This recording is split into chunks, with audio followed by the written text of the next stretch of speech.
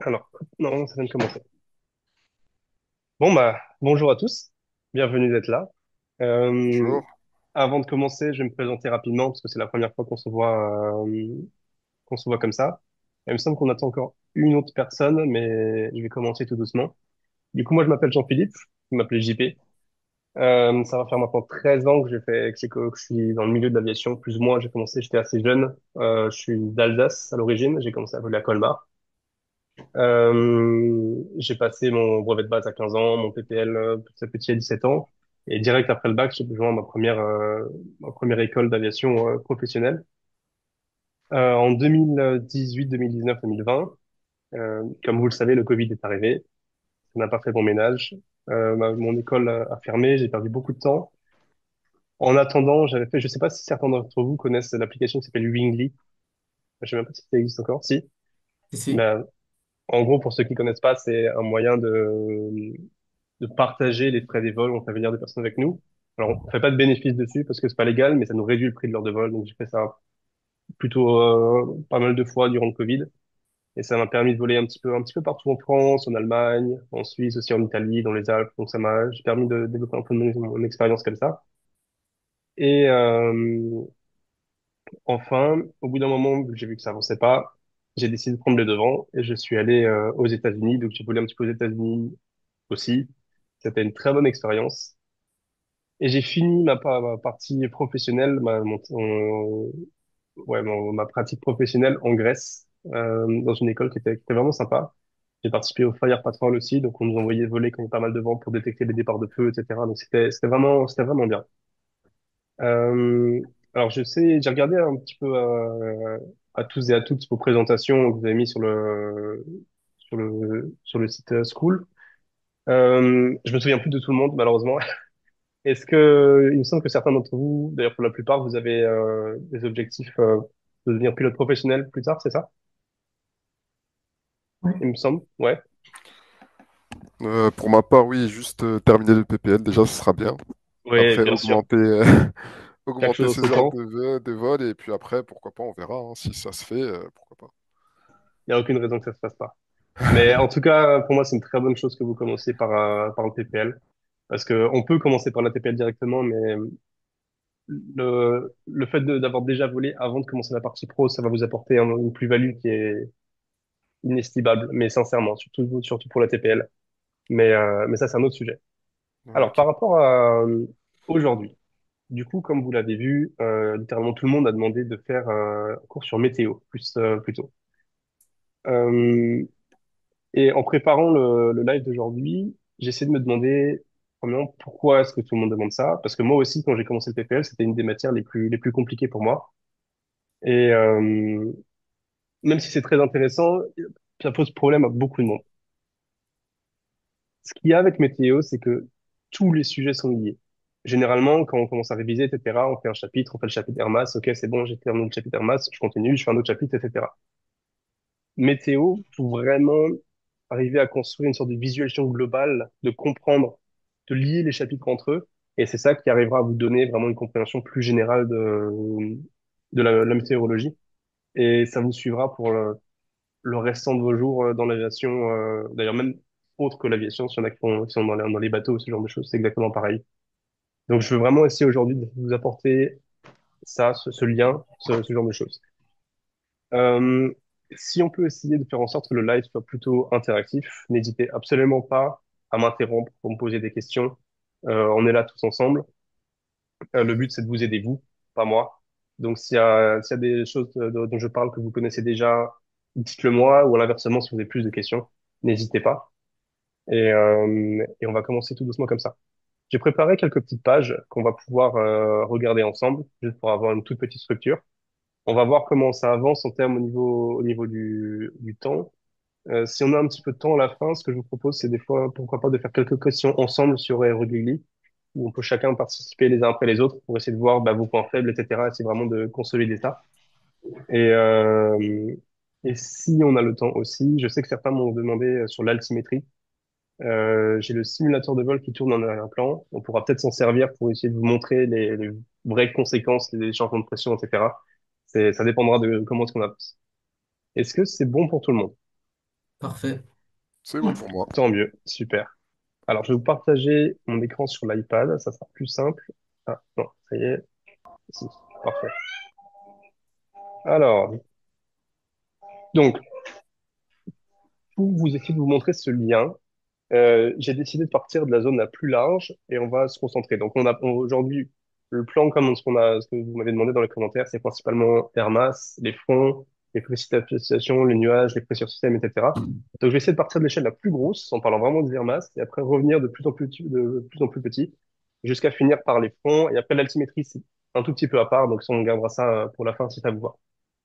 Euh, Avant de commencer, est-ce que l'un d'entre vous pourrait me dire ou même si c'est faux, il y a pas de souci. Qu'est-ce que c'est qu'une air mass?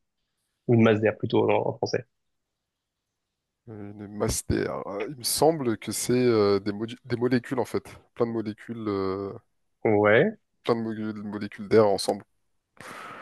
ouais, forcément. Des molécules d'air. Euh, c'est- tu peux voir ça comme un groupe, un petit peu. Ouais. Alors, la vraie définition des masses d'air, c'est que c'est plusieurs molécules d'air entre elles, comme tu l'as dit, qui ont plus ou moins la même température, avec plus ou moins la même humidité. Le principe de base, c'est que, sauf autre perturbation, ces masses d'air ne vont pas se mélanger entre elles. Grâce à ça, on peut définir plusieurs masers. Alors bon, c'est en anglais ici, mais alors, il va falloir te redire un petit peu. Est-ce que tout le monde est plus ou moins à l'aise avec l'anglais ou pas? Ou pas trop? C'est tout. Ok, parfait. Donc bon, tout va se passer en français, mais des fois j'ai quelques ressources qui sont principalement en anglais. J'ai pris ça des livres ATPL, etc., qui sont un peu plus poussés que les livres PPL. On a plusieurs masers. Donc on a les masers arctiques. Ah, ça n'écrit pas. Arctique, polaire. On peut trouver tropical. Il y a équatorial également. Ces grosses différences, ça va principalement être la température entre Arctique polaire, équateur. C'est dans le nom, on sait d'où ça vient à peu près. Ces mêmes masses d'air, il peut y avoir par exemple une masse d'air polaire maritime et continentale, par exemple pour le polaire. Ça va venir définir par rapport à la quantité d'humidité qu'il y a dans cette masse d'air. Et on en revient avant, du coup, une masse d'air polaire maritime ne va pas forcément se mélanger avec une masse d'air polaire continentale. Ces masses d'air, elles bougent plus ou moins tout au long de l'année. Ici, il y a un petit schéma que j'ai trouvé qui est pas trop mal. Ça peut vous montrer une idée. Après, il faut garder en tête que euh, en fonction si on est l'hiver, si on est l'été, en fonction des saisons, ces masères, elles vont bouger. Ça va grossièrement être ça. Alors, on a ces acronymes. Par exemple, CT, ça va être continental. Et alors, normalement, ici, c'est plus équatorial. C'est censé être plus que tropical. Ça dépend un petit peu. On a MP pour maritime polar, etc. Ça vous donne une idée grossièrement. Et si on simplifie encore plus le schéma, j'ai fait une belle tête. Alors, pardonnez-moi pour mon écriture qui est pas super propre. L'important, c'est que vous comprenez ce qu'il y a derrière. On peut grossièrement définir qu'il y a la masse d'air polaire qui est au nord, tropicale, c'est plus ou moins sur les latitudes moyennes, et équatoriale au niveau de l'équateur. En hiver, il y a une quatrième, on a pu la voir juste ici, c'est la masse d'air arctique qui viendra se développer juste dans cette zone-là, mais je l'ai pas mis parce que elle est là vraiment que en hiver. La seule conséquence qu'il y a, c'est que toutes les masses d'air vont se compacter un petit peu plus. Donc la polaire va être un petit peu plus au sud, la tropicale un petit peu plus au sud. Mis à part ça, il y a pas de différence. Donc ça sert à rien de trop rentrer dans le détail. Ok. Je pense que vous avez déjà dû voir ces trois petites cellules qui sont juste ici. C'est ce qu'on appelle du coup la cellule de Hadley, la cellule de Ferrel et la cellule polaire. Ils n'ont pas trouvé de nom pour la dernière, ils ne s'étaient pas inspirés. Euh, on ira voir ce qui se passe dans le détail juste après. Ce que je veux que vous ayez maintenant, c'est vraiment que vous ayez cette image globale. Donc, on a la masère polaire qui est au nord, juste ici, et les vents, grosso modo, voilà, prenez-le avec d'énormes pincettes, vraiment, vont de l'est vers l'ouest. À l'inverse, pour le tropical, ça va de l'ouest vers l'est, et l'équatorial, c'est une fois de plus, c'est l'inverse. Euh, je me suis concentré seulement sur la partie nord de la planète Terre, parce que pour le PPL, bah, ça va être plus localisé sur la France. Ça marche exactement pareil dans l'hémisphère sud. C'est opposé. Euh, Est-ce que ceux d'entre vous qui avaient des questions, qui m'ont parlé demandé de parler, pardon, des masders en général, avaient des questions particulières sur les masders, des choses qui ont des points spécifiques qu'ils n'ont pas compris? Ou est-ce que c'est clair, grosso modo, plus ou moins pour tout le monde? Ben, c'est vrai que schématisé comme ça, c'est plus clair, justement, parce que c'est vrai que sur Gligli, il y a une des questions entre le 45e nord et le 60e nord, d'où viennent les masders. Donc, c'est ce genre de questions. Ouais. C'est vrai que quand c'est Alors, schématisé, c'est déjà un peu plus simple à comprendre. c'est ça. Nous, en France, on sera principalement dans la masdère tropicale. En hiver, il y a la masdère polaire qui arrive aussi. On est un petit peu, on est dans ces latitudes-là, donc plus ou moins ça va. Comme je t'ai dit, les masdères, c'est pas vraiment fixe, ça bouge un petit peu, mais grosso modo, on sera entre la tropicale et la polaire, l'équatoriale, on ne sera jamais. Euh, et après, à savoir en fonction des saisons et des cartes qu'ils te donnent, on a beaucoup de polaires maritimes qui arrivent, surtout sur le nord ici. Et en gros, il y a tout le temps une espèce de combat entre la tropicale maritime qui va venir pousser la masdère polaire et inversement, et ça va venir fluctuer un petit peu comme ça. C'est pas fixe et c'est compliqué à voir sur un schéma. Mais d'ailleurs, tout ce que vous allez voir, que ce soit au niveau du PPL ou même de l'ATPL un petit peu après pour la météorologie, euh, c'est de la théorie. Dans les faits, d'ailleurs, j'avais pensé après tout à l'heure, si vous voulez, on peut aller voir la carte Tennessee d'aujourd'hui, il y a sur toute l'Europe, voir si on arrive à identifier un petit peu avec la carte les différents fronts, les différentes masses d'air. Des fois, c'est possible, des fois, ça ne l'est pas, parce que sur ce point de vue théorique, la théorie considère grosso modo que la Terre est plus ou moins uniforme. Dans les faits, c'est pas vrai. Il y a des mers qui sont plus ou moins chaudes, des zones terrestres qui sont plus ou moins chaudes. Il y a le relief. Par exemple, ici en Europe, on a les Alpes qui ont un impact énorme sur la météo qui est en France et dans toute l'Europe en général. Et ça va casser un petit peu nos modèles à nous théoriques, mais ça va être compliqué, surtout pour un PPL, après, de commencer à prendre tous ces paramètres en compte. C'est bien au-delà. C'est pour ça qu'on a des ordinateurs qui le font pour nous, et de calculer ces modèles météorologiques. Ce qu'il faut vraiment, c'est comprendre la globalité. Et après, les détails, ça va venir petit à petit. Euh, Est-ce que c'est bon par rapport au Maser? Est-ce que vous avez n'importe quelle autre question? Même si vous avez une question qui vous vient plus tard, bien entendu, on peut revenir dessus, on peut en parler, etc. C'est bon? Je passe à la suite? Oui. Alors, la suite, on va parler, je vais faire la transition entre les masses d'air et les zones de pression, qui m'a été demandé aussi. Est-ce que quelqu'un d'entre vous peut me demander qu'est-ce que c'est que la pression en tant que telle? Ce phénomène physique, la pression, c'est quoi? Ben, c'est le poids d'une colonne d'air sur un objet. Ouais, c'est ça. C'est la force exercée par, du coup, là, pour le coup, une masse d'air sur une surface. Donc, c'est exactement ça, une surface ou un objet, que ce soit l'avion ou peu importe. Euh, c'est vraiment ça. Ces zones de pression, ça va dépendre principalement des trois cellules, la cellule polaire, Ferrel et Hadley. Je l'ai grossi un tout petit peu ici, donc ça, c'est le petit schéma juste pour que vous l'ayez en tête. On va faire cette zone en deux parties. Ce schéma que j'ai essayé de dessiner, il y a une partie verticale qui est cette partie ici, et une partie horizontale qui est ici. Pour le moment, on va se concentrer uniquement sur la partie verticale, donc on peut oublier cette partie horizontale pour le moment. D'où viennent ces cellules? Parce que là, je vous sors trois cellules comme ça, pourquoi est-ce qu'elles sont comme ça et pourquoi est-ce que l'air, elle fait pas ça ou exactement. Est-ce que quelqu'un a une idée, par exemple, pourquoi est-ce que l'air en général, au niveau de l'équateur, commence à monter en altitude ici? Parce que l'air chaud, il est plus léger que l'air froid. Exactement, Ok. exactement. Euh, L'air chaud est plus léger que l'air froid, comme vous pouvez le voir avec une bougie ou comme avec une montgolfière ou peu importe. Donc on va commencer par là. On a de l'air chaud au niveau de l'équateur, donc l'air va arriver au niveau de l'équateur, forcément il fait plus chaud là-bas, elle va commencer à chauffer et elle va monter tranquillement. Une fois de plus, je répète, ce que vous voyez là, c'est l'hémisphère nord, ça marche exactement pareil dans l'hémisphère sud, mais le principe reste le même. On a de l'air chaud qui, du coup, pour une raison X, ici part vers le nord, tout comme le parti vers le sud. Elle avance, elle avance, elle avance, et ici on est très très haut. Euh, Est-ce que vous savez ce que c'est la tropopause, plus ou moins? Vous avez déjà entendu ce mot? Oui. Oui. Alors, très bien. Donc, je vais pas rentrer dans le détail, mais à l'équateur, la tropopause est vachement plus haute qu'au pôle Nord. Ce qui fait que l'air ici qui est très haute, bah, en étant haut, elle va se refroidir, elle va se refroidir, elle va se refroidir, jusqu'à un certain point où elle va devenir plus lourde et elle va recommencer, ah, c'était pas prévu, elle va recommencer à descendre. Ça, c'est le principe de base. On a ça, du coup, pour la cellule de Hadley. Il se passe exactement la même chose pour la cellule de Ferrel et la cellule polaire. La cellule polaire, on peut voir, du coup, au pôle Nord, là où il fait le plus froid, c'est là où l'air descend.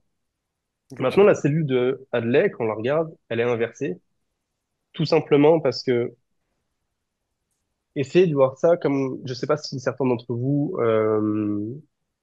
fument, par exemple, des vapes ou des trucs comme ça. Ce gros nuage de fumée qui avance, il est jamais linéaire. C'est exactement pareil ici. Là, il y a une partie de l'air qui va commencer à descendre ici. Elle va aussi commencer à emmener tout doucement, par friction, la masse d'air qui est à côté d'elle. Et malheureusement, la cellule de Hadley qui est en plein milieu, en fait, elle se fait emmener entre la masse d'air polaire et masse d'air de Ferrel, ce qui fait qu'elle tourne, elle, dans ce sens-là, on va dire, dans le sens horaire, alors que les autres tournent dans le sens anti-horaire, dans le nord. Maintenant, si on se concentre un petit peu plus sur les zones de pression. On a dit juste avant que la pression, c'est une force exercée sur une surface. Si ici, la majeure partie de la quantité d'air commence à monter, est-ce que tout le monde comprend que c'est normal, du coup, qu'ici, qu'il y ait moins de pression sur la surface de la Terre qu'il y a juste ici? Ça vous fait sens? Ok. On, si toute la masse d'air monte, hmm, c'est comme, par exemple, si on vous prenait de l'air dans une bouteille et si vous sortez, c'est qu'une question de pression tout le temps. Je vais revenir dessus un petit peu plus tard.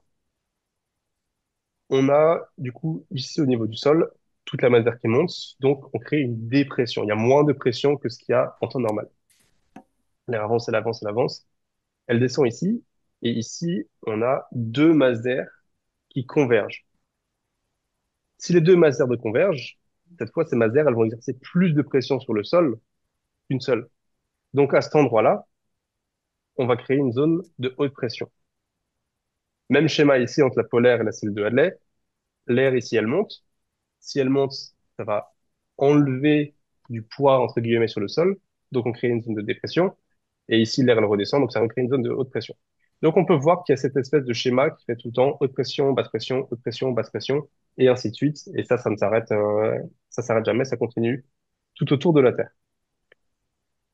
Au niveau de l'air qui est en altitude, du coup, ça va être l'inverse. Ici, on a l'air qui étaient ensemble et qui d'un coup sont aspirés vers le bas. Donc, ça crée une dispersion. Et inversement ici, on a deux masses d'air qui sont aspirées vers le haut, qui fait que le résultante en haut, on a une haute pression. De ça, on peut en tirer une chose. On peut en tirer que les masses d'air, elles vont toujours des hautes pressions vers les basses pressions. Toujours dans ce sens-là. C'est vrai aussi en altitude, des hautes pressions vers les basses pressions. Et maintenant, si on se concentre sur un plan en 2D, c'est vrai aussi, ça va des hautes pressions vers les basses pressions.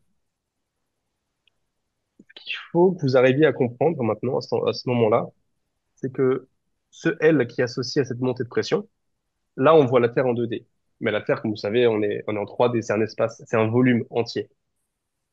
Maintenant, si on passe si on prend la Terre vue du dessus, on a une dépression qui est ici, puis on va avoir une autre dépression qui est ici, qui est juste ici, puis une autre dépression qui est juste ici, et ça va continuer comme ça tout au long de la Terre. Et ça, c'est ce qu'on va appeler une ceinture. En anglais, on appelle ça the lows. C'est la ceinture de basse pression, en gros, qui fait tout le tour de la Terre. Et juste en dessous, on a une ceinture plus ou moins de haute pression. Et comme vous dentez juste en dessous, encore une ceinture de basse pression, etc. Et on a à chaque fois cet échange de ceintures qui font tout le tour de la Terre. Je pense que vous avez dû voir que autour d'une haute pression, dans l'hémisphère nord, l'air, elle tourne de manière horaire autour des hautes pressions et anti-horaire autour des basses pressions. Vous êtes OK avec ça? Vous avez vu ça déjà? Oui, ça c'est bon. Oui. Pour Parfait. moi, c'est Ça va nous donner ce mouvement-là, du coup. On a l'air qui va des hautes pressions vers les basses pressions. Donc l'air, elle arrive de l'altitude. Elle descend, elle descend, elle descend. Elle se retrouve bloquée par le sol. Par le sol, elle ne peut plus descendre. C'est normal, il y a du sol. Donc, elle va commencer à tourner dû à la force de Coriolis, dans ce sens, dans le sens horaire. On a vu également que l'air allait des hautes pressions vers les basses pressions. Donc, elle, ce que l'air aimerait faire, c'est aller tout droit vers l'autre pression. Sauf que vous en avez sûrement déjà dû voir dans les cours de météo, cette fameuse force de Coriolis qui donne à l'air une sorte de direction vers la droite en continu, va forcer cet air à continuer sa course, à tourner, et une fois de plus, après, elle va venir s'enrouler autour de la pression juste ici, jusqu'au moment où il y a tellement d'air en bas que le seul moyen possible, bah, faut voir ça un peu comme un tourbillon à l'envers. Il y a plus de place en bas, donc le seul endroit où l'air peut aller, Ah oui, elle ok. se fait éjecter vers le haut. Donc, et après, le cycle continue à l'infini. On peut voir aussi sur ce schéma, je vous ai montré que l'air dans la région tropicale va grosso modo de l'ouest vers l'est. En fait, c'est expliqué juste par ça, ici. Si on prend le schéma, alors du coup là ici j'ai fait qu'une ligne, mais on pourrait avoir également genre vers cette haute pression, vers cette basse pression également. Grosso modo, l'air, du coup, il va dans ce sens-là. Et ça, c'est ce qu'on appelle les trade winds. Et c'est ça qui indique que sur la zone tropicale, les vents vont majoritairement de l'ouest vers l'est. Et ça marche du coup, alors je vais pas refaire le schéma pour juste en dessous, mais ça marche comme ça aussi du coup dans la zone équatoriale et dans la zone polaire, c'est expliqué grâce à cause de ce phénomène-là, grâce à la force de Coriolis et l'air qui va de haute pression vers les basses pressions. Est-ce que est-ce que vous avez des questions par rapport à tout ça? Est-ce que vous avez compris? Est-ce que vous arrivez à faire le lien du coup entre les différentes masses d'air qu'on a parlé avant et les systèmes de pression globale qu'on a? C'est clair? Oui, pour l'instant, oui, ça va. Moi, Parfait. j'avais juste une Nathan aussi? question par rapport au Oui, bien Masdar, sûr. excuse-moi. Bon, ça, je pense qu'on l'abordera plus tard, mais bon, je pose la question quand même. Qu'est-ce qui fait qu'une Masdar, elle est stable et elle est instable? On y vient. On y vient, ok, ça marche. Euh, dans grossièrement, si je grossis vraiment les traits, ces zones ici, au niveau des hautes pressions, on a de l'air qui descend. Ça va compacter, on va dire, la masse d'air et ça va la rendre plus stable. Une masse D'accord. d'air qui est forcée de monter, que ça soit à cause d'une dépression ou à cause, par exemple, en été, tu vois, tu as des zones très chaudes qui créent les orages. Oui, Quand l'air est forcé de monter, en général, là, ça va rendre l'air très instable. Mais d'accord, effectivement, on en viendra un tout petit peu plus après quand on parlera des fronts. ça marche. Euh, j'espère que ça éclaircira un petit peu. Est-ce qu'il y a d'autres questions par rapport à cette page-là? Non, c'est bon. Alors, la prochaine page, on va toujours essayer de continuer le lien. On va rezoomer un tout petit peu plus sur ce qui se passe et comment se développent les fronts. On a, alors, je repars d'ici. On a toujours notre air qui part dans ce sens-là ici et dans ce sens-là ici. Ça, c'est ce que j'ai essayé de dessiner juste là. Vraiment, je m'excuse une fois de plus pour une écriture qui est catastrophique. Mais on a en bleu l'air polaire qui va d'est vers l'ouest et en orange l'air subtropical ou tropical qui va d'ouest vers l'est. Entre cette espèce de trait rouge là, c'est grosso modo la ligne qui sépare les deux masses d'air. Parce qu'on a dit tout à l'heure que les masses d'air ne se mélangent pas. Le fait que ça a deux directions opposées, ça va créer de la friction entre ces masses d'air. Si on crée de la friction, cette friction va commencer à engendrer une rotation tout doucement des deux masses d'air, bah, exactement comme ça.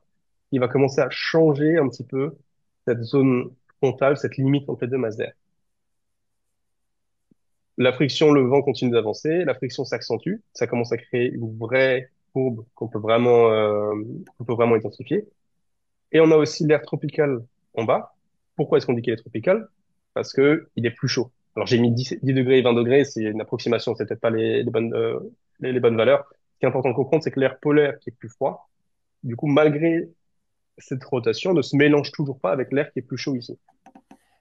Et c'est donc comme ça qu'on commence à créer ces fameux fronts où on a, en fait, ce qu'il faut que vous ayez de comprendre, c'est ce trait rouge juste là.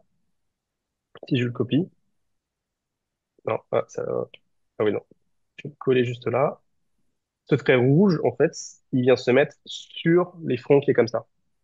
Ça nous crée, parce qu'un front, qu'est-ce que c'est? C'est tout simplement une sorte de limite entre une masse d'air froide et une masse d'air un petit peu plus chaude juste là. C'est donc comme ça qu'on arrive à avoir un front avec une masse d'air chaude qui est ici, donc l'air ici, toujours ici vers les 20 degrés, et toute l'air dans ce secteur-là est encore de 10 degrés. Donc on a bien ici un front chaud et ici un front froid. On a dit tout à l'heure que quand il y a une convergence des masses d'air, c'est comme ça qu'on commence à arriver vers une dépression et l'air qui est poussé vers le haut.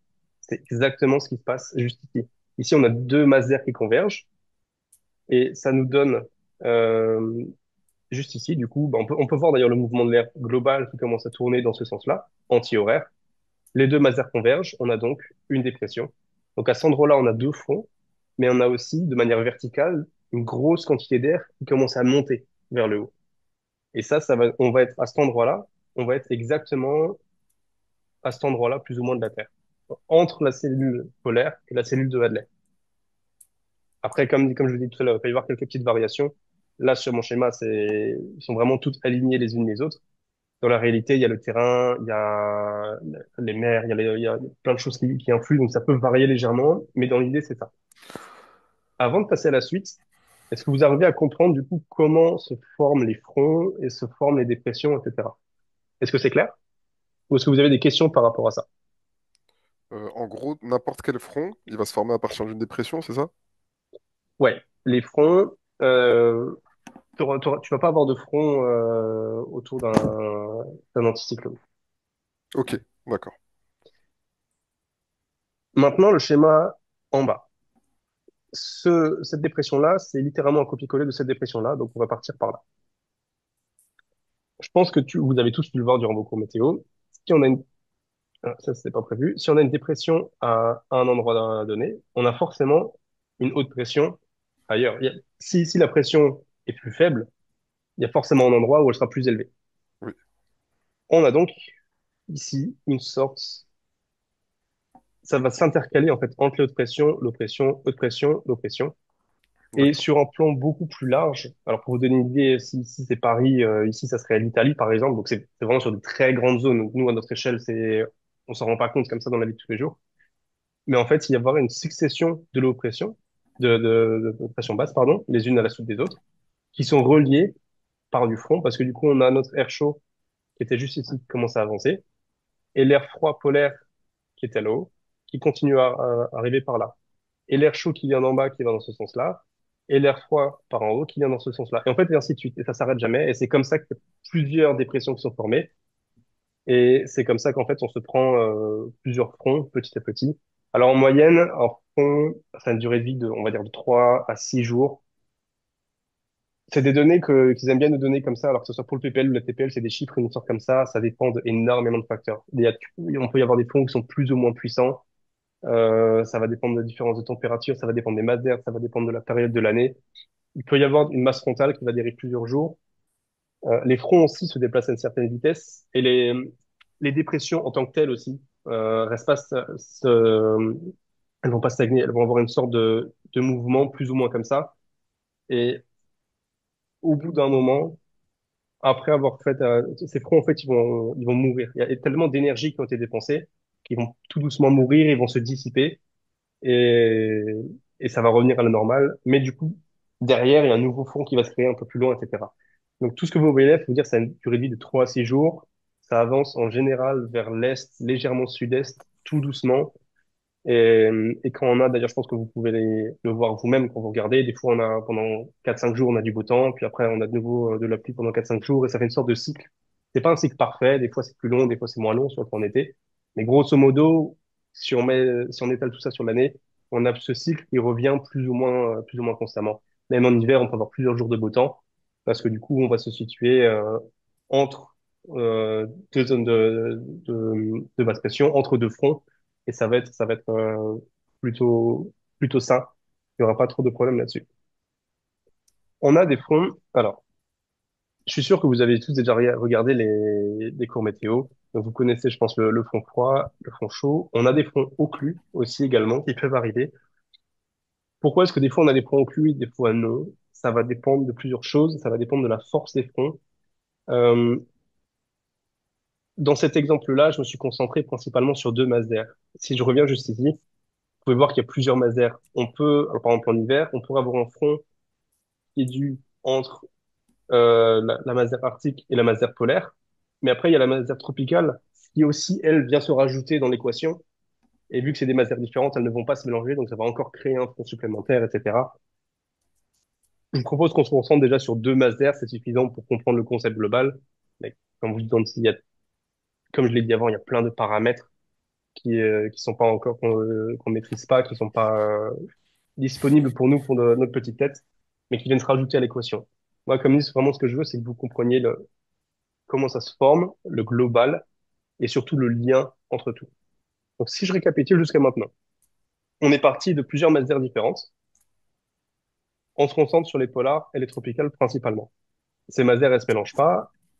Et à cause de ça, on a ces différentes zones de pression, comme ce qu'on a parlé juste avant.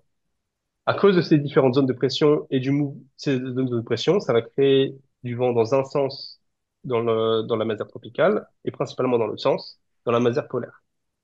Ce changement de sens va créer de la friction entre les deux masères qui va nous venir créer ces zones de dépression et par conséquent, s'il y a des zones de dépression, des zones de haute pression, etc. Est-ce que vous arrivez à lier tous ces petits chapitres les uns entre les autres?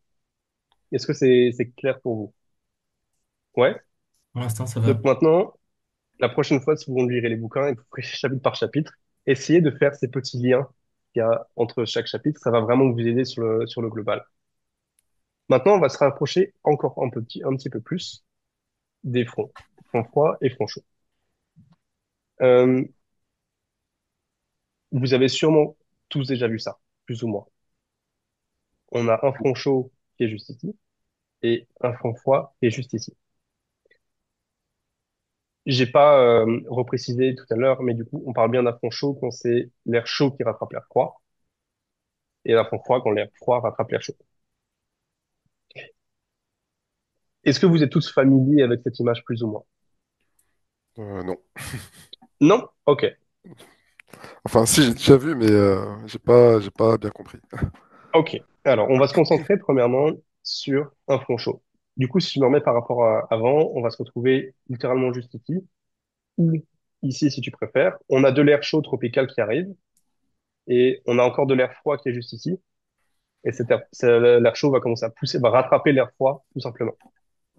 Ok. Qu'est-ce qui se passe? Comme il me semble que c'est toi qui l'as dit tout à l'heure, Mehdi, l'air chaud est plus léger que l'air froid.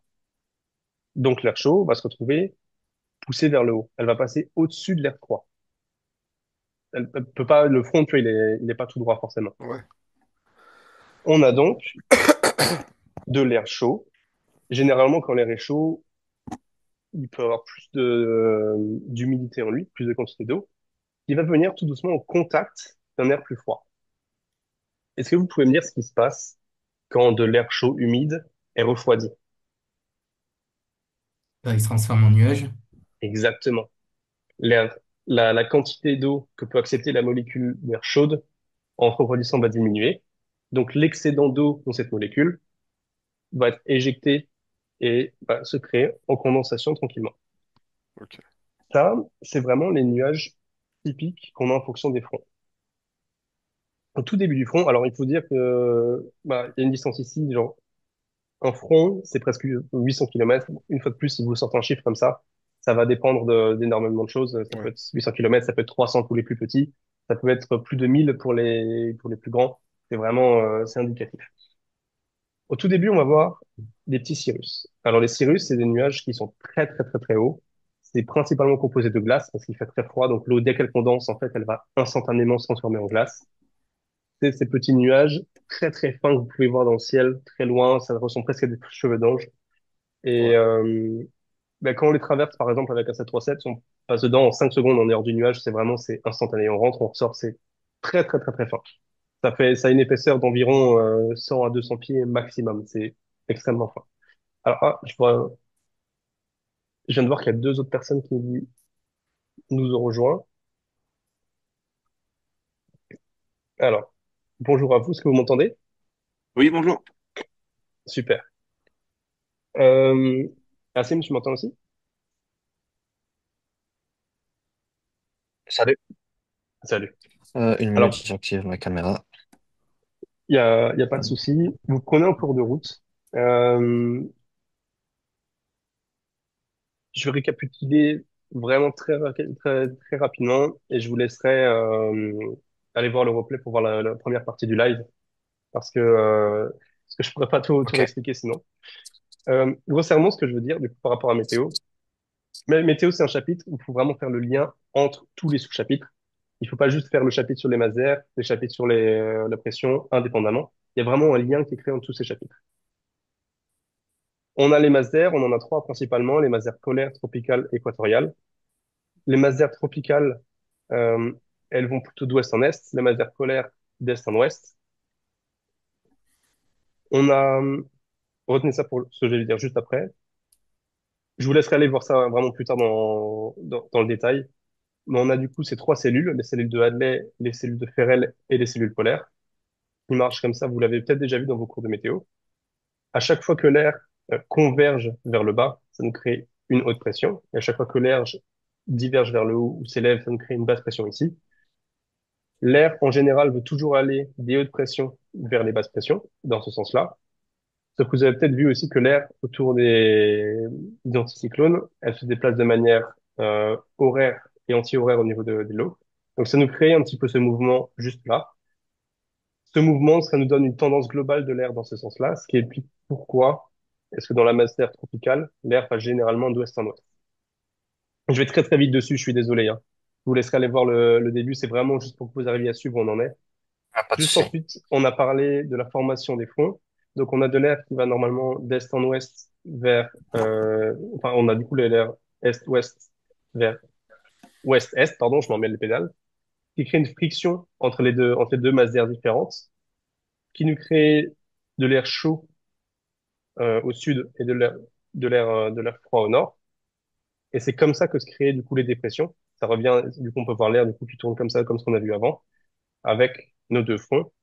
Et juste avant, on a parlé des fronts principalement. On a, si une dépression juste ici, il y a forcément une haute pression quelque part. Et ces dépressions elles vont se suivre les unes à la suite des autres, globalement. Et là, on en est, du coup, on regarde en détail, on vient de commencer ce qui se passe sur les fronts, un front chaud. Du coup, un front chaud, ça reste de l'air chaud, pardon, juste ici, qui rattrape 20 degrés plutôt, ça sera mieux, de l'air chaud qui rattrape de l'air froid qui est situé juste ici. Et c'est là qu'on en était. Du coup, on peut voir juste ici un front chaud et un front froid. Est-ce que l'un de vous deux est familier déjà avec cette image plus ou moins ou pas du tout? Pas enfin, un petit peu, mais pas Ok. énormément. Du coup, on va détailler ça un petit peu parce que ça, c'est plutôt important. Du coup, je disais, ça, c'est un front chaud. Donc, on a de l'air chaud tropical maritime qui vient, qui rattrape de l'air froid polaire. Euh, Tout à l'heure, les médias en a parlé, l'air chaud, vous le savez sûrement, est plus léger que l'air froid. Donc, quand l'air chaud va venir au contact de cet air froid, il va être poussé vers le haut. Il va pas avoir le choc de monter. On a aussi dit que de l'air chaud, généralement, une molécule d'air chaud peut contenir plus d'eau qu'une molécule d'air froide. Là, pour le coup, ce serait de l'air tropical maritime, donc qui est relativement humide. Quand ces molécules d'air chaud vont venir au contact d'air plus froid, ces molécules d'air chaud vont commencer à se refroidir, et en se refroidissant, elles perdent leur capacité à contenir autant d'eau. Donc, ces petites molécules d'eau à l'intérieur vont devoir condenser, et c'est comme ça que ces premiers nuages vont commencer à être créés. Et on en est exactement là, on parlait des cirrus, qui sont du coup des nuages de glace, parce que plus on monte, plus il fait froid. Ces molécules d'eau, dès qu'elles vont condenser, elles vont instantanément se transformer en glace. Et c'est des nuages qui sont très fins, ça ressemble presque à des cheveux d'ange. Alors j'en vois pas là dehors tout de suite pour vous montrer. J'ai quelques photos je vous enverrai tout à l'heure de mon vol d'hier pour vous montrer. Mais c'est vraiment des nuages très fins. Ok. Et, Plus et on, du coup, oui, excuse-moi, du coup, ça, c'est un nuage qui est stable ou qui est instable? c'est un nuage qui est extrêmement stable. D'accord, ok.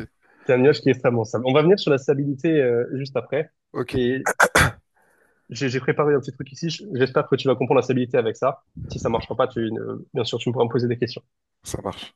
Plus on descend en altitude, plus ces nuages vont devenir dense. Alors, CS, c'est pour cirrostratus, on a altostratus, nimbostratus. Ça, c'est des définitions que je vous laisserai aller voir dans le livre. C'est vraiment des définitions pures et dures. Cirro, généralement, c'est tous les nuages qui sont très hauts. Alto, c'est sur les milieux, sur les niveaux médians. Et après, on a stratus et cumulus. Stratus et cumulus, en gros, stratus, c'est des nuages stables. Cumulus, c'est des nuages instables. Et on va voir pourquoi. Quelle est la grosse différence? J'ai représenté ici un front chaud. Parce que sur le schéma, ici, le front paraît vraiment vertical. Dans la réalité, c'est vachement plus plat.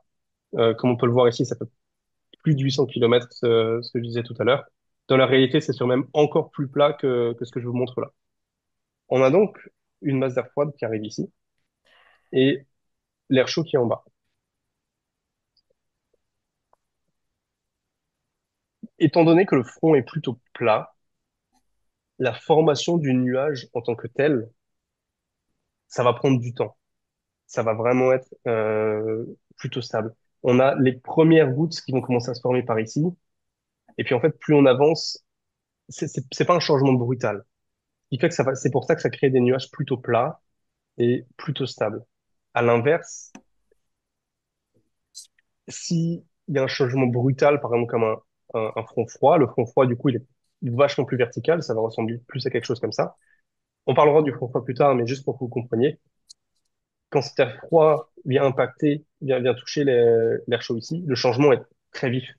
Cet air chaud, ça marche exactement pareil, mais dans l'autre sens, du coup, l'air chaud ici va se concentrer, va se condenser, pardon, au contact de l'air froid, mais le changement est très brutal. Donc, c'est pour ça que ça va créer un truc instable. Pour mieux comprendre, essayez de vous imaginer quelqu'un qui veille. Quand il va souffler, on va vraiment voir cette fumée sortir de sa bouche, et généralement, ça va pas être une fumée toute plate, parfaite comme une bougie. Ça va être une fumée, ça va tourner dans tous les sens, etc. C'est exactement pareil. Parce que, comme on l'a dit avant, les masses d'air ne se mélangent pas. Donc, ça va créer plein de petites perturbations. On peut le voir aussi dans l'eau. Par exemple, quand vous avez sûrement peut-être vu des fois des vidéos où quelqu'un met du colorant dans l'eau, ça se mélange pas instantanément. D'abord, ça crée pas mal de perturbations, ça part à droite à gauche. C'est exactement ce qui se passe avec un fond froid. À l'inverse, quand vous éteignez une bougie, la fumée de la bougie, elle est toute linéaire, elle est toute fine, elle bouge pas. Parce que ce changement, il s'opère tout doucement. C'est exactement ce qui se passe pour un front chaud. Étant donné que l'air qui avance rentre au contact de l'air frais. Alors, d'ailleurs, je me suis rendu compte que je fais une erreur. L'air chaud, il est, euh, il est bien ici, hein, et l'air froid, il est bien en bas. Ça fait plus sens comme ça. Et quand cet air chaud, du coup, vient au contact de l'air froid, étant donné que la pente est toute douce, ça se fait tout en douceur, donc ça va pousser, ça va favoriser la création de nuages qui sont plutôt stables. C'est pour ça qu'on peut voir que sur un front chaud, les nuages typiques, ça va être ce qu'on dit des stratus. Ces stratus, quand vous regardez dehors, quand on est sous un stratus, on a vraiment l'impression que c'est un nuage qui est tout plat. Sur le dessus du stratus, ça peut bouger un petit peu, mais grosso modo, il y a des nuages qui sont plats. C'est des nuages qui sont souvent, et spécialement les nimbostratus, c'est des nuages qui sont très, très, très, très grands, très foncés, parce qu'ils sont extrêmement chargés en eau. Ils laissent pas vraiment passer la lumière du soleil.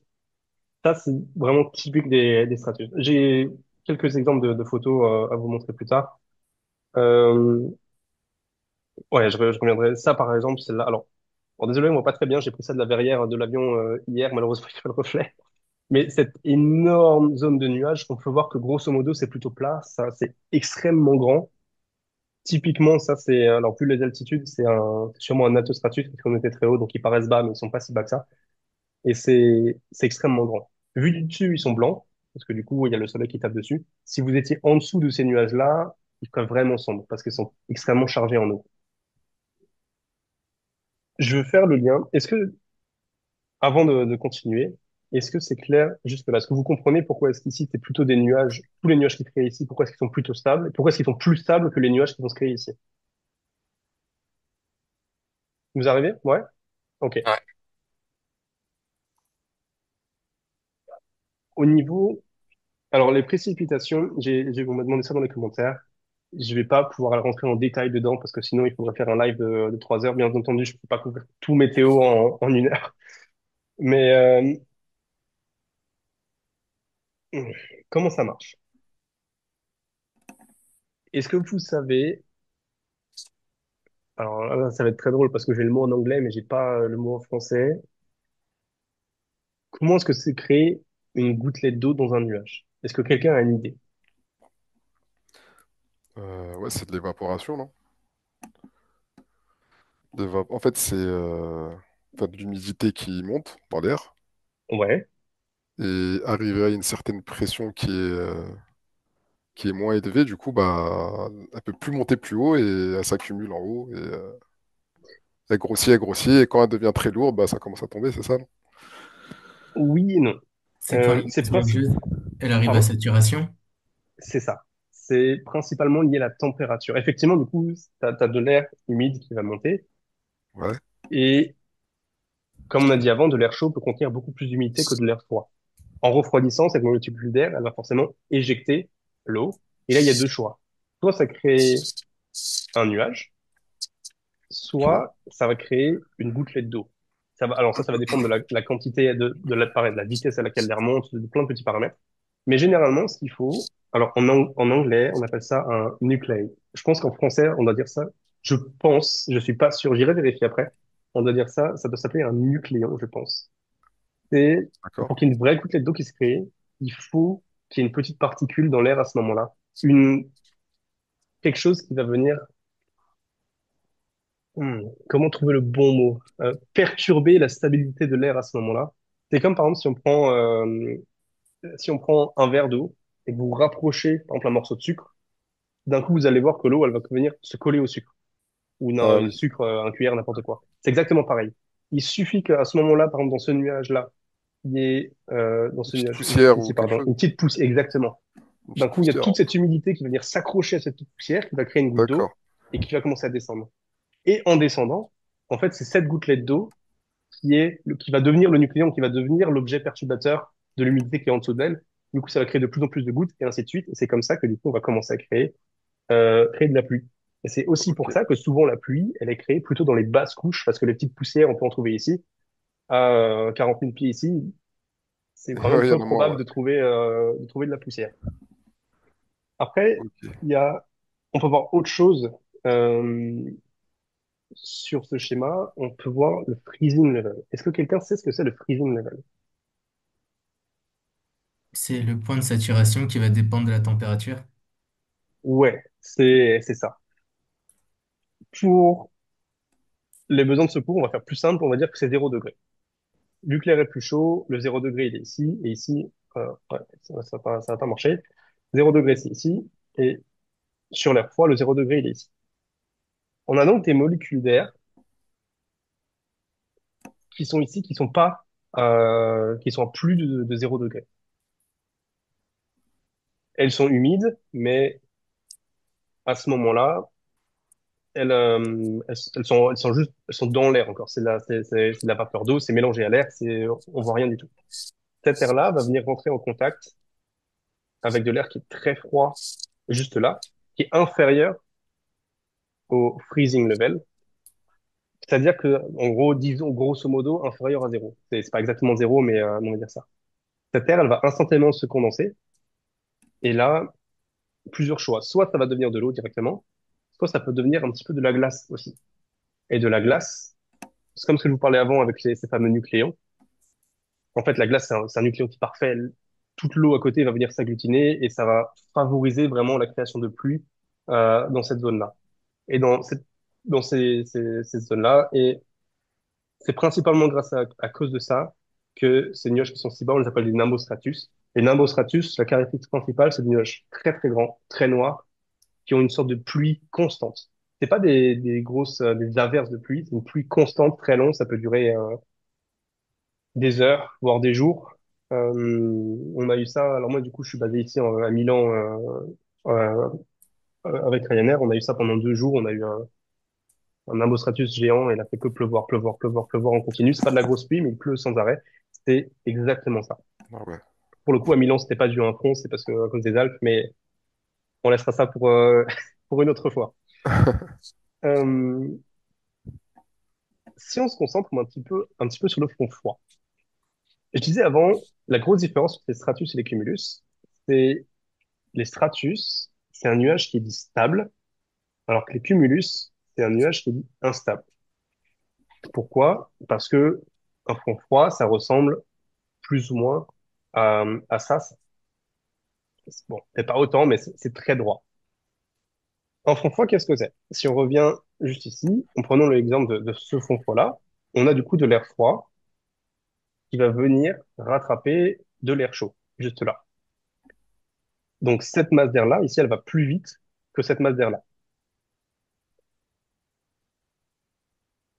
L'air froid est plus lourd aussi que l'air chaud, donc l'air froid va avoir tendance à passer en dessous de, de l'air chaud. Donc cet air chaud, lui, va se faire expulser vers le haut. Ça va contribuer aussi à ce qu'on disait tout à l'heure. Euh, non, juste là. Quand on a des basses pressions, du coup, on a cette masse d'air qui va être forcée de monter au bout d'un moment. Et souvent, bah, c'est l'air le plus chaud, donc l'air tropical, qui va pas le choix. Il peut plus rester en bas. Il y a trop d'air froid. Donc ça va contribuer. C'est pas uniquement le seul facteur, mais ça va contribuer au fait qu'il y ait des mouvements d'air chaud. Ça, c'est pour refaire le lien avec les grosses cellules de Ferrel, etc. Ça vient de là principalement. Revenons donc à nos nuages. Toute cette zone est froide. Toute cette zone est plus chaude, mais humide. Dès que les molécules d'air chaud ici vont venir être rattrapées par l'air froid, il va se passer exactement la même chose qu'ici. Elles vont se condenser et créer des nuages. Maintenant, pourquoi est-ce que c'est instable? Ben, si on reprend l'exemple de la bougie et de quelqu'un qui vapote à côté, c'est exactement ça. Le front, si il est extrêmement droit, les changements vont dire extrêmement violents. En un laps de temps qui est très court, donc là, ils mettent 800 km, ici, ils mettent seulement 200, 300 km. Ça peut être moins que ça peut être plus que ça, une fois de plus, ça change un petit peu. Mais vous voyez qu'il y a une grosse différence, ça va être vachement plus violent. Donc à ce moment-là, j'exagère un petit peu, mais on va dire que presque en même temps, toutes les molécules qui sont à cet endroit-là vont se condenser en même temps. Et ça va créer un gros bazar, ça va créer des mouvements d'air qui montent, qui descendent en même temps. Et c'est ça, ça va créer vraiment une grosse instabilité. Et les instabilités, ça va créer des nuages, et notamment des CB. Vous avez déjà entendu ce que c'est des CB? Les cumulonimbus, ça vous parle? Oui, oui, Super. oui. Ben, les cumulonimbus, c'est exactement ça. Euh, c'est des nuages, du coup, avec forcément de l'air saturé. Il va y avoir des courants qui montent, qui descendent. L'eau qui est vraiment, pardon, l'air qui est vraiment humide, qui va être forcé à monter, pardon, excusez-moi, va perdre en température parce qu'on en sait encore plus. Ça va commencer à créer des grosses gouttes, des petits morceaux de glace, de l'air qui est plus lourd, qui va être forcé de redescendre. En redescendant, cette air, elle va accumuler encore plus d'humidité ou alors elle va tomber jusqu'au sol sous forme de pluie, ce qui va nous faire former en anglais on dit des shower of rain. En français, on dit des averses, tout simplement. Mais des grosses averses d'orage. Et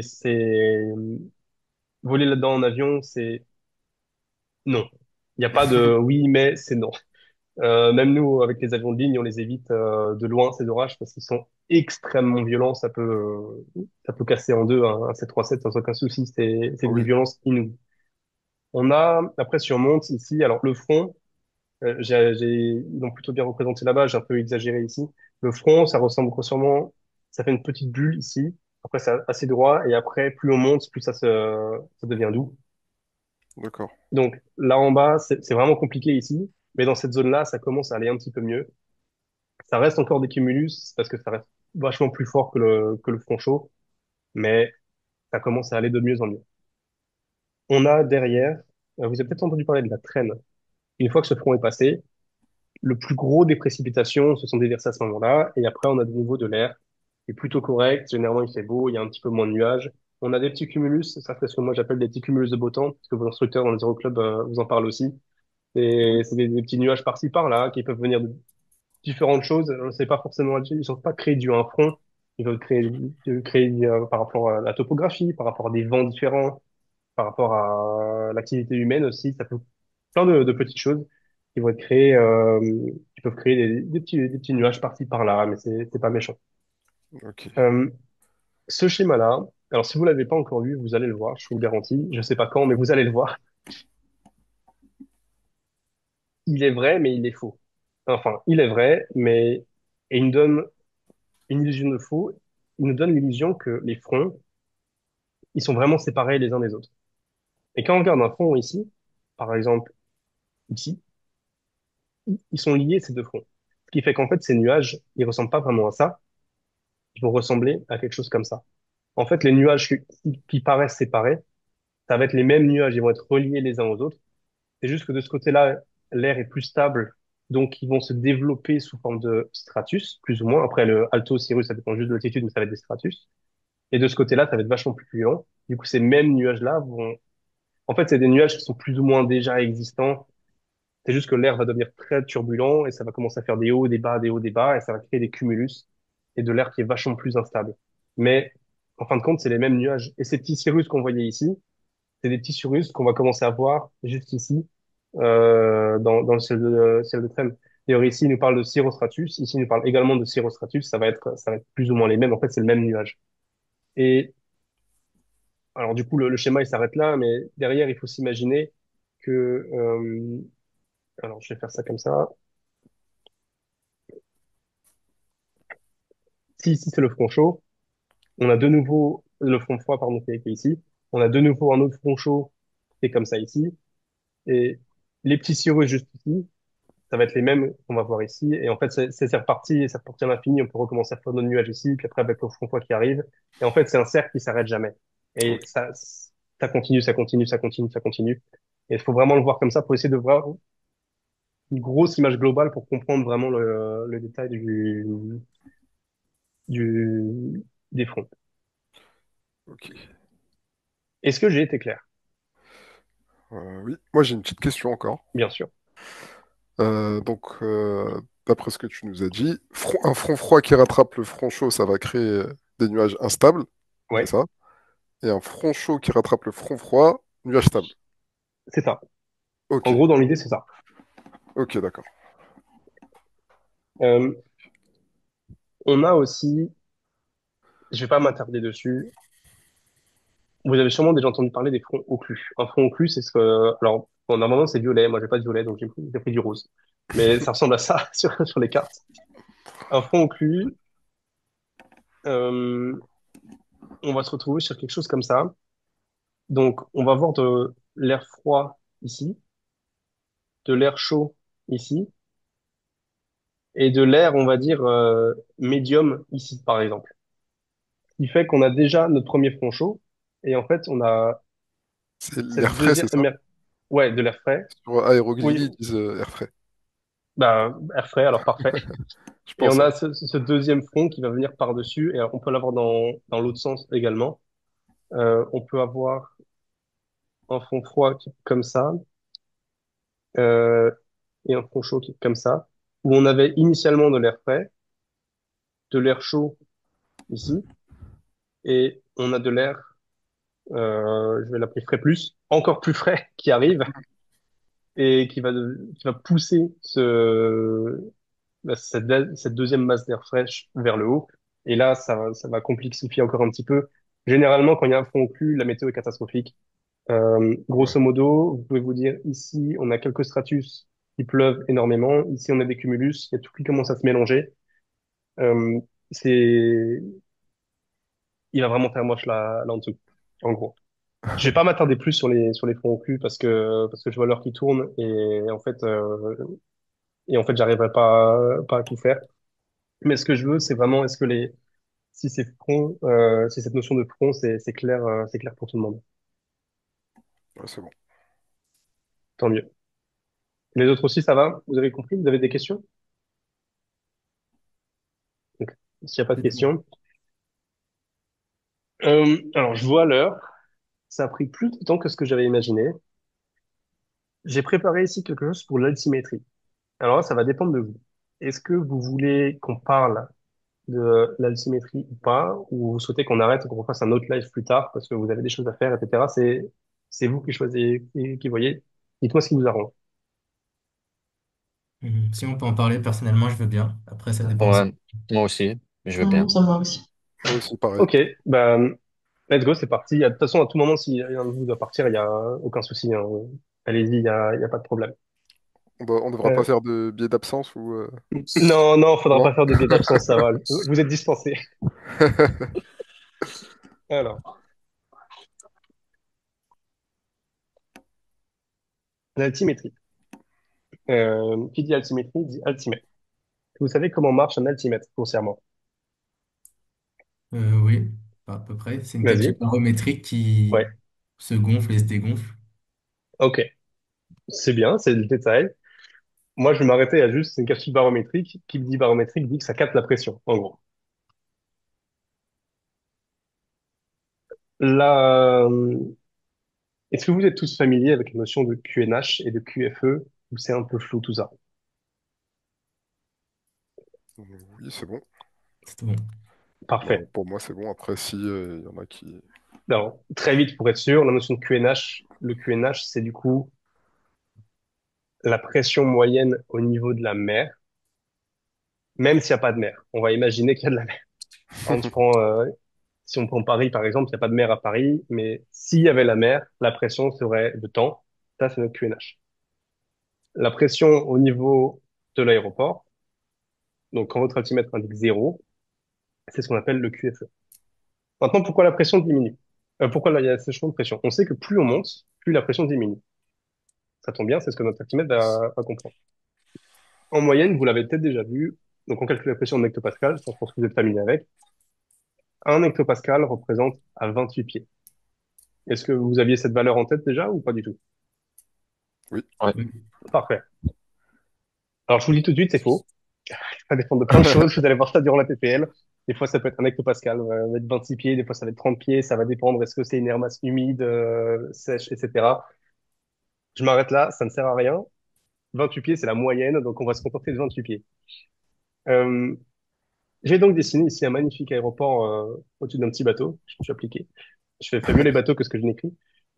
Qui est à 560 pieds d'altitude. Ça veut dire qu'il y a une différence, si on divise par 28, ça nous donne 20 hectopascales. Donc, entre le niveau de la mer et l'aéroport, il y a 20 hectopascales de différence, qui nous donne une altitude de 560 pieds. Maintenant, les ennuis commencent.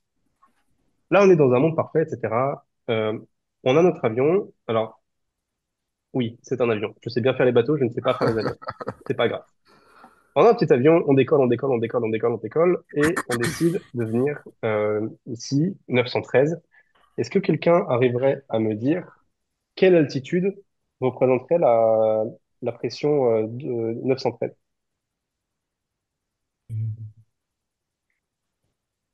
On a 100 hectopascales de différence entre 1013 et 913.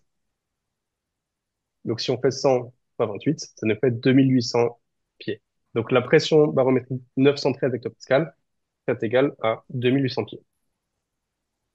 Donc notre petit avion, euh, il vit sa vie. Ah, ça y est, j'arrive plus à le prendre. Bon, bah vous retenez 2800 pieds, on revient en arrière, voilà. Euh, on maintient nos 2800 pieds, blablabla. Et qu'est-ce que ça veut dire pour l'altimètre? 2800 pieds, lui, l'altimètre, il va maintenir 913 hectopascales. Ça, c'est ce qu'il y a dans la tête de l'avion. Ça, c'est un monde parfait. Maintenant, comme ce qu'on a vu un petit peu plus tôt, les pressions, elles sont pas tout le temps les mêmes. Et elles changent. Le problème qu'il y a, c'est que si la pression change, je reprends nos 913, on a du coup notre deuxième avion ici.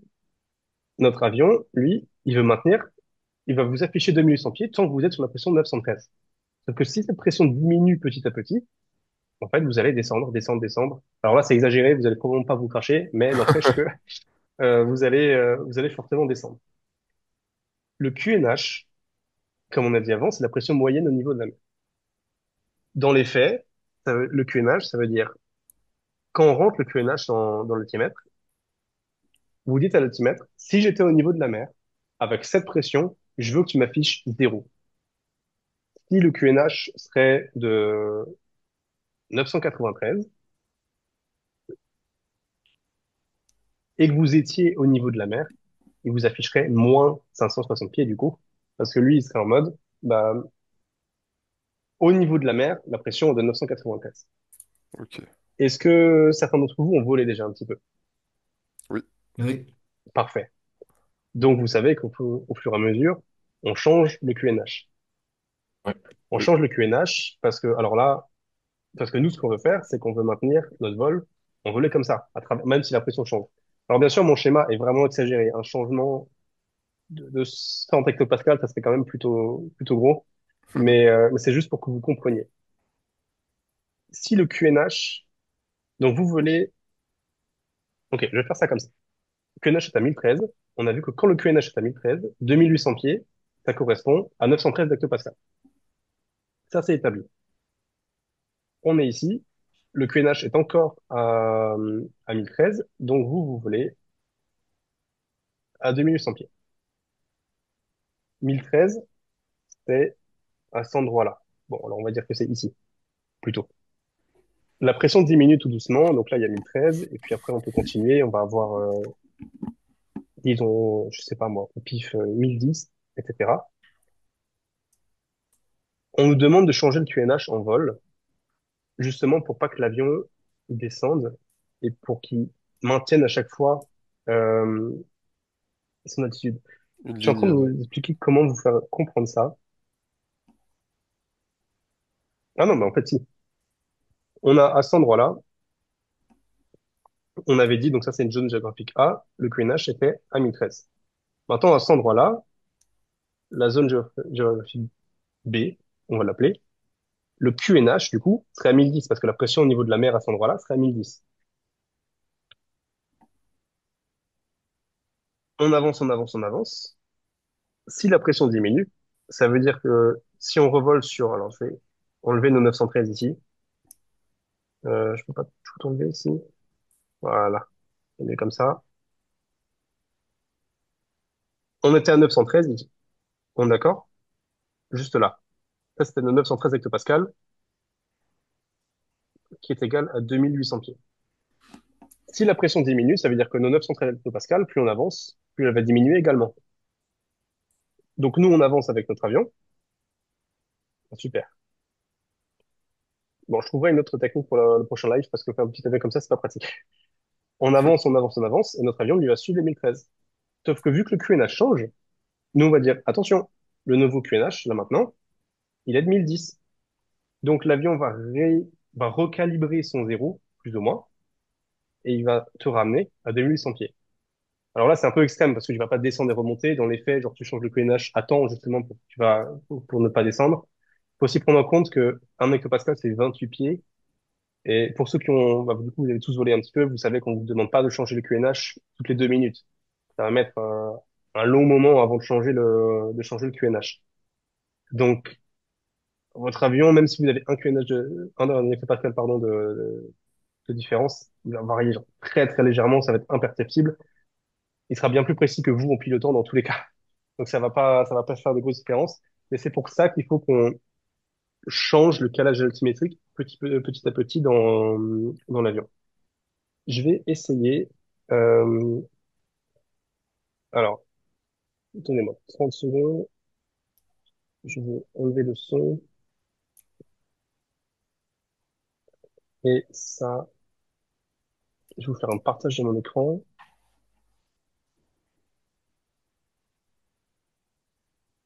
Est-ce que vous arrivez à voir Flight Simulator?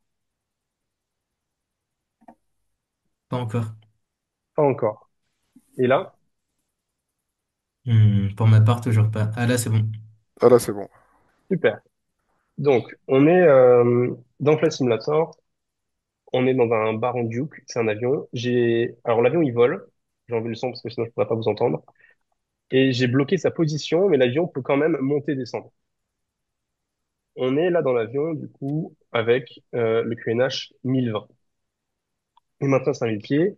Et croyez-le ou non, on a une montagne, plus ou moins, qui est environ 4400 pieds, un truc comme ça. Et on a calculé qu'avec le QNH 1020, on pouvait passer sans aucun souci.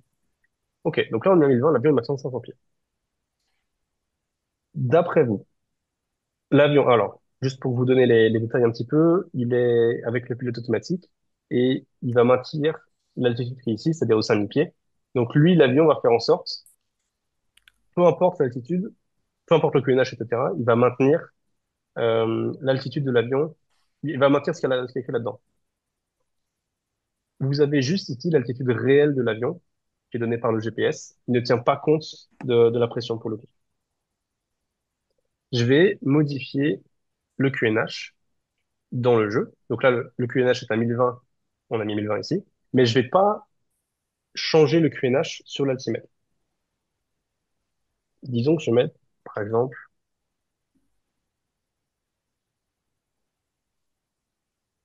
forcément, ça marche pas comme on veut, 1010. Voilà. Là, j'ai mis un QNH de 1010, et qu'est-ce qui s'est passé? Directement, vous avez vu que l'altimètre, il a fait un saut en hauteur, directement. Parce que lui, qu'est-ce qu'il ressent, l'altimètre? L'altimètre, il change juste le changement de pression.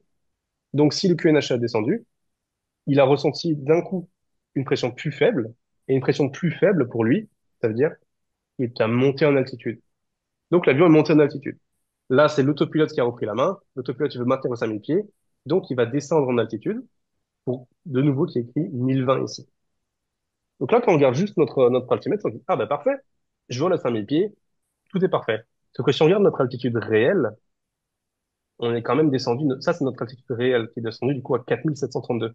Parce que l'altitude qui est affichée dans l'altimètre, elle est fausse. C'est plus la vraie altitude. Si tu veux la vraie altitude, il va falloir remettre le QNH Hmm. 2010. Maintenant, pour vous montrer que malgré tout, il faut quand même de la marge, là on a 10 hectopascales de différence. On a perdu, allez, 200, 250 pieds. Si maintenant j'enlève encore 10 hectopascales et que je mets 1000, on va se retrouver encore plus haut. Une fois de plus, l'avion ressent une pression plus basse. Du coup, pour lui, tu es plus haut, même si c'est pas vrai. Donc, il t'affiche une pression plus haute. Et toi, alors bon, là, pour le coup, c'est le pilote automatique, donc ça t'appelle toi en volant. Tu vas revenir chercher tes 5000 pieds parce que tu veux maintenir 5000 pieds. Et en effet, ce qui se passe, c'est ça. Tu descends, tu descends, tu descends et tu t'en rends pas compte. Euh, si là, maintenant, je mettais le vrai QNH 2010, on se rend compte qu'on est vraiment très bas. On est presque 500, ouais, on était presque 600 pieds plus bas. Pourquoi est-ce que je vais te montrer ça? Parce qu'on va me dire, oui, mais moi, j'activais tout le temps QNH. Je pense que tu as déjà dû entendre parler de la transition d'altitude, le moment où tu mets la pression standard de 1013 hectopascales. Oui, Pourquoi est-ce qu'on fait ça? Parce que à un endroit A, peut-être que la pression 2020, à un endroit B, peut-être que la pression 2010. Donc si tout le monde décolle avec le même QNH et qu'on dit que je suis à 5000 pieds, en fait, il va y avoir une grosse différence entre les deux avions. Du coup, tout le monde se met à 1013 pour être sûr que tout le monde soit au même niveau. Le problème avec ça, c'est que là, par exemple, imagine qu'on a du coup exactement ce que j'ai mis là, un QNH de 1000, mais que toi, tu voles la pression standard de 1013. Est-ce que tu vois où je veux en venir doucement? Vous voyez, pardon, tous où je veux en venir. Si toi, tu vois le 1013, mais que le QNH, il y a une grosse différence, en fait, ton altitude réelle, elle va baisser. Si alors vraiment, j'augmente la différence drastiquement, par exemple 990, ça peut arriver des QNH de 990. En fait, vous vous rendez compte que malgré tout, c'est possible de taper du terrain et de taper un objet. Parce que du coup, volontairement, la pression que tu as mis dans l'altimètre n'est pas la bonne. C'est ce que tu veux. Tu veux que ça 1013 pour que tout le monde vole au même endroit. Mais l'air, lui, il s'en fiche que tu aies mis la pression standard ou pas. L'altimètre, il va quand même capter juste une pression. Tu as changé le zéro, en fait, de ton avion. Il est plus bas. Et là, si je laisse faire, bah, vous comprenez tout ce qui va se passer. Donc vous, quand vous faites votre préparation de nav, vous regardez, OK, pour passer cette montagne, il faut, alors je vais juste l'empêcher de se cracher parce que ça serait chiant. OK, il va remonter. Quand vous faites vos préparations, imaginez que vous dépassez, je sais pas, alors moi j'étais dans l'Est, donc je vais dire les Vosges. On a un pic qui est à 5000, 5000 et quelques, je crois que c'est 5200, 5200 pieds. Je te dis, OK, bah, pas de souci, je vais passer à 6000 pieds, j'ai de la marge, j'ai 700 pieds de marge. Durant les jours où tu as une gros changement de pression, toi tu décolles, tu passes les 3000 pieds, la TC te dit de passer en flight level, tu mets tes 1013, et en fait tu te rends compte bah, que la montagne est presque face à toi et ça peut être très dangereux. À ça, alors malheureusement, c'est pas simulé dans le film, donc je peux pas vous le montrer. Et je crois pas que ça soit dans la théorie du PPL, mais la température a une grosse influence également sur l'altitude réelle de ton avion. C'est pas simulé dans le film, donc je peux pas vous le montrer, mais quand on va faire très froid, votre avion va être plus bas que l'altitude réelle de votre avion va être plus bas que ce qu'indique que ce qu'indique le thermomètre également. Donc, si vous voulez, dans des jours où il fait très froid, où la pression est basse, faites vraiment attention avec les altitudes qui est affichées sur les cartes. Prenez de la marge, c'est vraiment important. Ça, c'est pour ça, en fait, excusez-moi du terme, mais qu'on vous emmerde avec l'altimétrie. Dans les questions, des fois, vous demandez les altitudes, comment va réagir l'avion, etc. C'est parce que c'est un vrai impact opérationnel dans la vie de tous les jours en tant que pilote. Alors effectivement, vous allez me dire, on vole pas tout le temps avec des pressions de 990, c'est vrai. Mais le jour où vous allez voler avec pression de 990, vous serez content d'avoir ça en tête et de le prendre. J'avance un petit peu dans votre cursus. Plus tard, quand vous commencerez à faire l'IFR, même avec des petits avions, vous allez faire des approches, ce qu'on dit de, ok, je vais aller très vite dessus, des approches de non précision. On va vous donner des altitudes à respecter sur l'approche, mais s'il fait très froid, il faut prendre ça en compte parce que l'approche, elle tient pas en compte elle prend pas en compte la température extérieure, elle prend pas en compte la pression extérieure. Ce qui est vrai, par contre, c'est que quand on fait une approche, on sera du coup au QNH et on sera pas au 1013. Mais n'empêche, c'est bien d'avoir ça en tête. Pour finir là-dessus, du coup, vraiment, ce que je veux que vous compreniez, c'est que le QNH, c'est dire à l'altimètre, au niveau de la mer, la pression est ça. Si ce que tu as dans l'altimètre ne correspond pas au QNH, tu vas avoir l'impression que tu vas à la bonne altitude, mais en fait, ça sera pas le cas. Ça sera faux. Et c'est pour ça qu'on a du coup toutes ces questions dessus, et qui en suivent. Est-ce que vous arrivez à comprendre là où je veux en venir, ou c'est pas très clair? Non. Oui, c'est clair. Super. Alors, il me semble que je peux rebasculer sur mes pages. Est-ce que vous avez des questions sur l'altimétrie en général? Alors, si vous souhaitez un prochain live, peut-être on pourrait faire des questions plus ensemble pour vraiment se concentrer plus sur les questions. On prend un rugby, on fait quelques questions entre nous et vraiment on développe Oui. si ça peut vous aider. C'est c'est vous qui voyez, on peut faire ça aussi. Ah, j'arrive plus à couper mon live. Ah, voilà, ça va mieux. Du coup, est-ce que n'importe quelle question sur l'altimétrie ou sur ce genre de choses, ou d'ailleurs sur tout sur tout ce qu'on a vu aujourd'hui, ou même sur ce qu'on n'a pas vu aujourd'hui, si vous avez des questions, c'est le moment. Juste avant de finir, j'y pense. Euh, donc ça, c'est des photos que j'ai prises hier. On a parlé de cette photo-là, qui sont des stratus. Est-ce que vous avez une idée de ce qu'on peut voir sur cette photo-là? Ça, c'est des cumulus en bas. Exactement. T'as quelques petits cumulus. Alors, on pourrait dire que c'est des cumulus de beau temps, mais là, c'est pas très beau temps pour le coup. Ouais, Juste ici, on a des altocumulus. Et là, je sais pas si vous le voyez, mais on commence à voir cette forme d'enclume un petit peu, juste là. oui, On a un début de cumulonimbus qui commence à se former à juste là. monter, ouais. Ok. Pour le coup, ici, la météo, du coup, moi, je suis, comme je l'ai dit, à Milan, c'est vraiment sur la face sud des Alpes. On a les Alpes qui sont juste ici. Cette météo-là, elle a plus été influencée par les Alpes en tant que telles que par un Ouais, front. Mais ça peut aller. On a vu celle-là. Ça, c'était sur le retour. Ça, pour le coup, c'est vraiment des petits cumulus de beau temps. ouais, ça, c'est des... Et je sais pas si vous pouvez voir, en fait, ils suivent tous cette forme de ligne, un petit peu comme ça. Ils sont tous sur une ligne. Oui, Est-ce que vous avez une idée pourquoi?